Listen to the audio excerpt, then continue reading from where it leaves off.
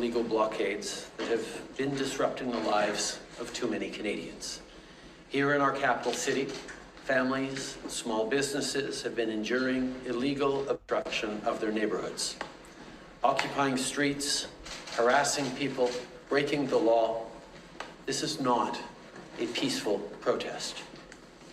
At the borders in different parts of the country, the blockades are harming our economy and endangering public safety. Critical supply chains have been disrupted.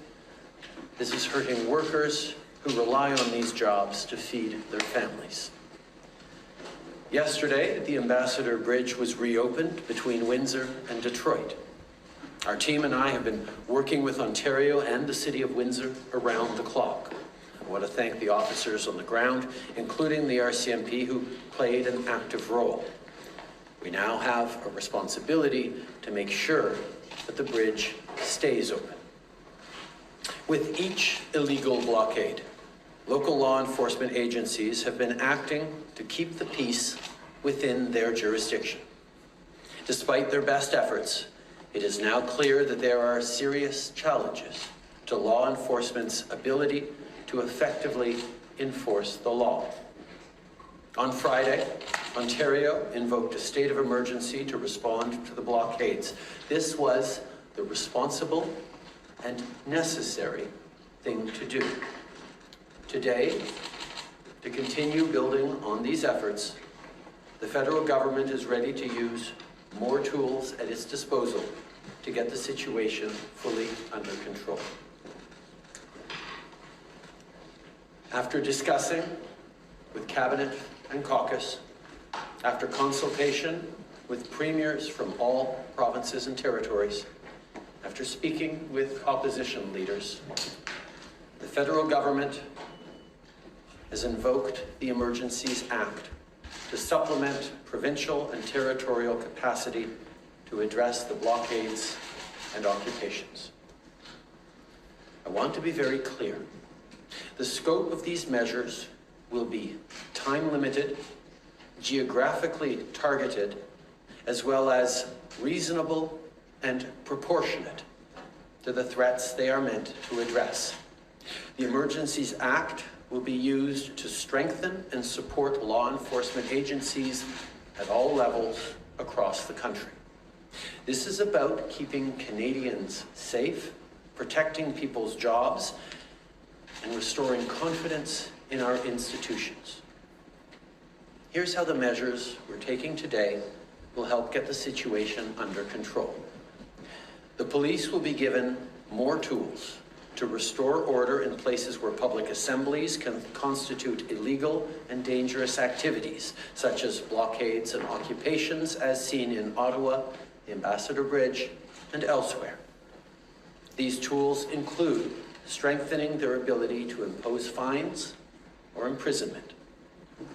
The government will designate, secure, and protect places and infrastructure that are critical to our economy and people's jobs, including border crossings and airports. We cannot and will not allow illegal and dangerous activities to continue.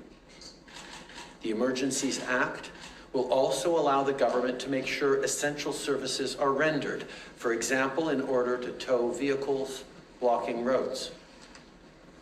In addition, financial institutions will be authorized or directed to render essential services to help address the situation, including by regulating and prohibiting the use of property to fund or support illegal blockades. Finally, will enable the RCMP to enforce municipal bylaws and provincial offenses where required. This is what the Emergencies Act does.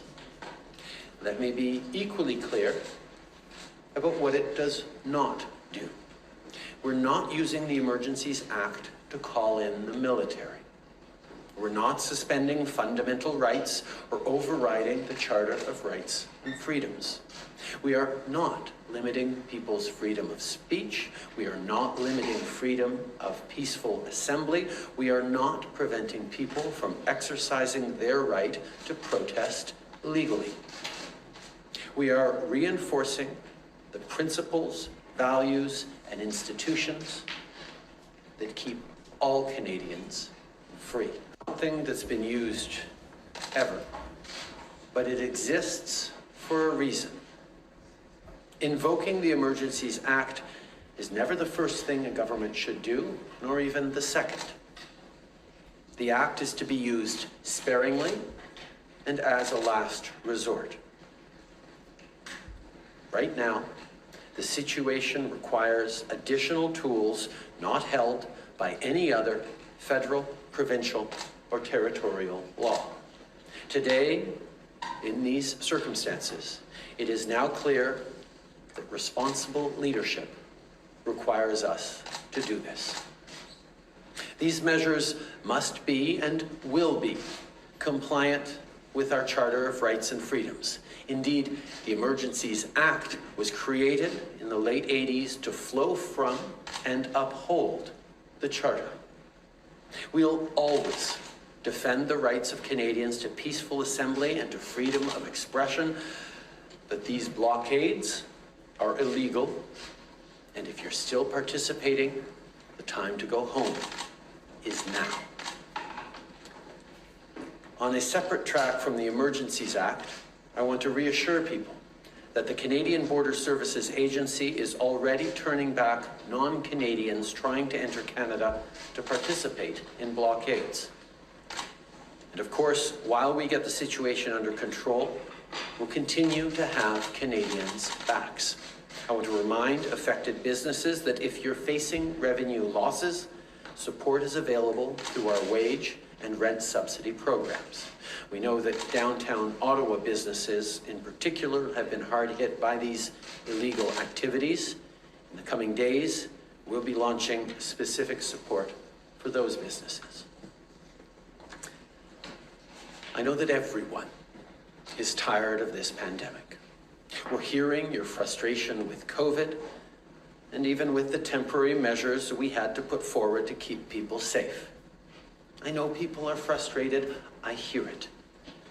You have a right to express that frustration and even your anger with the government or government policies.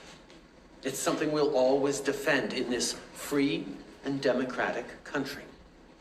But blockading streets and critical infrastructure and depriving your neighbors of their freedoms is a totally different thing. It has to stop.